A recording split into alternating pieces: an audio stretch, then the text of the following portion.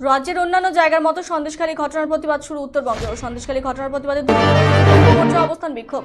ধূপগুড়ি বাস স্ট্যান্ডে ত্রিপাল পেতে হাতে প্ল্যাকার্ড নিয়ে বৃহস্পতিবার সকাল 11টা থেকে বিক্ষোভ শুরু করেছে ধূপগুড়ি টাউন মন্ডল বিজেপি যুব মোর্চা। রাত 8টা পর্যন্ত এই অবস্থান বিক্ষোভ চলবে বলে জানা গেছে।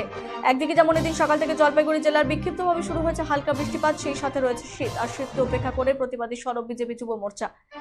শেখ শাহজাহানকে অবিলম্বে গ্রেফতার করতে হবে, পাশাপাশি সন্দেশখালীতে মহিলাদের উপর নির্মম অত্যাচারে বিচার চেয়ে স্লোগান দিয়ে অবস্থান বিক্ষোভে সামিল যুব মোর্চার নেতাকর্মীরা।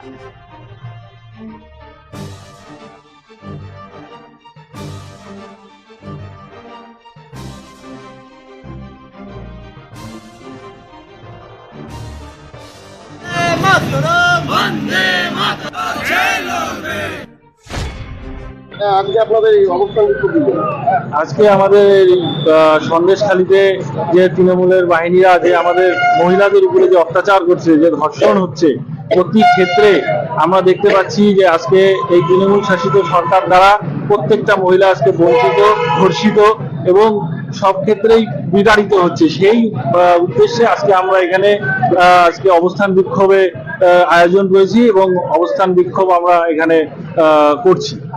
কতক্ষণ চলবে? আজকে আমাদের সারাদিন ব্যাপী এই প্রোগ্রাম চলার কথা।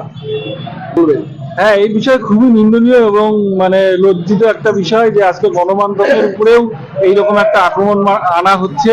এবং যুব মোর্চা জিন্দাবাদ, জিন্দাবাদ, জিন্দাবাদ। পশ্চিমবঙ্গের দিকে দিকে নারীরা